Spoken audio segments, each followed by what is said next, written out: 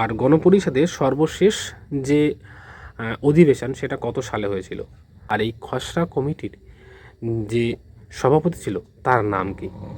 আজকাল বই পড়তে একদমই ভালো লাগছে না, এমনটা অনেক বন্ধু এবং ভাইদের মনে হয়। তো কেন মনে হয়?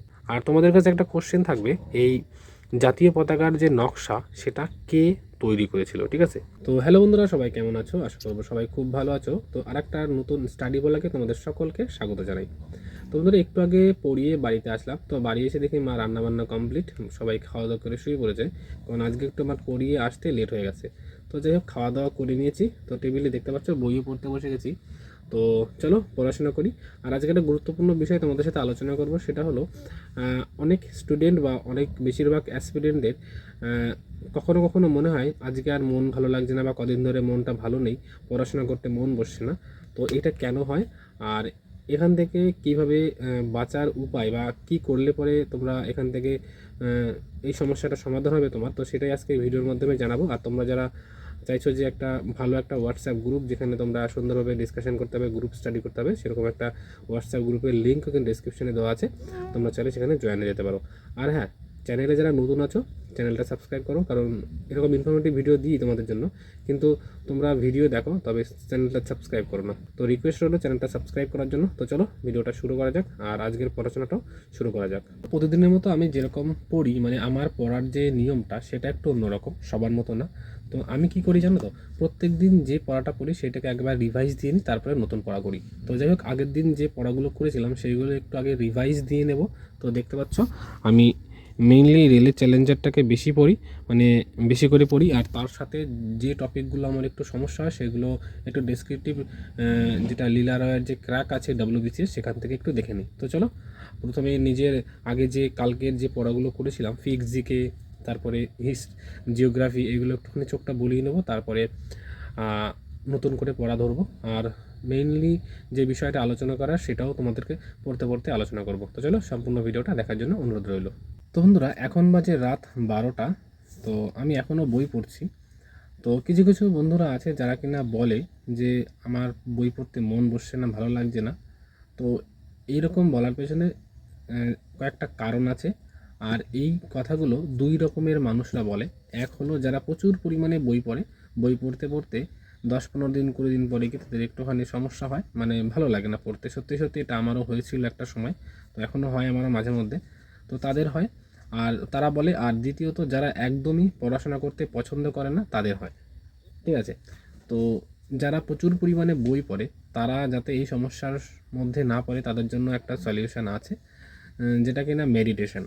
তোমরা রেগুলার সকালবেলা ঘুম থেকে উঠে 5 থেকে 10 মিনিট রেগুলার মেডিটেশন করো। আর পারলে দিনে একটা টাইম নিজেকে দাও, যেই সময়টা শুধুমাত্র একা একা নিজেকে সময় দেবে। একটু পারলে সন্ধ্যাবেলা কিংবা সকালবেলা বা রাত্রেবেলা যে কোনো একটা টাইম একটু হাঁটাচলা করো। হ্যাঁ, একটু বন্ধুদের সাথে অল্প কিছু টাইম হলেও দেওয়ার চেষ্টা করো, তাতে কি হয় ব্রেনটা একটু রিল্যাক্স হয়, তাহলে এইরকম সমস্যা হবে না। আর যারা পড়াশোনা করতে একদমই পছন্দ করো না তাদের জন্য একটা সলিউশন আছে। তো তাদের যদি ইচ্ছা হয় একটা সরকারি চাকরি, তাহলে একটা কথাই বলবো, যদি নিজের স্বপ্নটাকে বাস্তবায়িত করতে চাও, এরকম ফাঁকি মেরে কিন্তু স্বপ্ন পূরণ হবে না।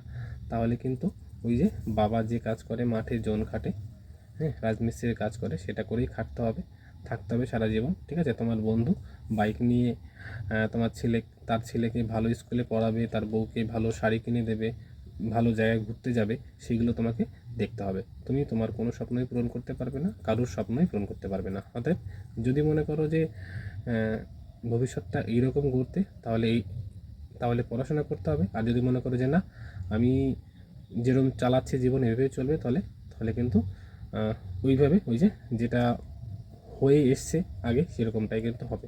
তো যাই হোক, এই ছিল সলিউশন। তো চলো বাকি পড়াগুলো কমপ্লিট করে তোমাদের সাথে পড়তে পড়তে কথা হচ্ছে। তো তো বন্ধুরা, চলো সংবিধানটা শুরু করি। তো আজকে প্রথমেই গণপরিষদ থেকে শুরু করব।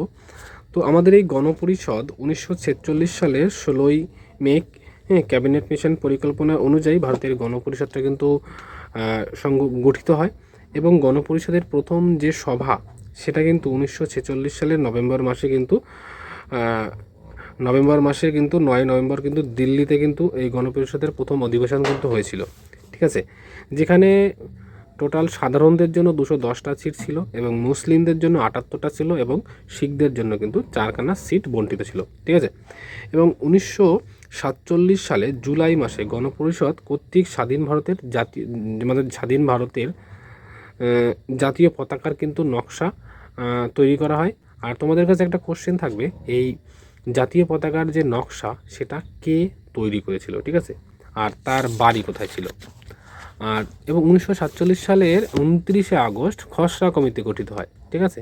গণপরিষদের একটা কমিটি ছিল যেটার নাম হলো খসড়া কমিটি। আর এই খসড়া কমিটির যে সভাপতি ছিল তার নাম কি, ঠিক আছে, একটা ইম্পর্টেন্ট প্রশ্ন, যে খসড়া কমিটির যে সভাপতি ছিল তার নাম কি।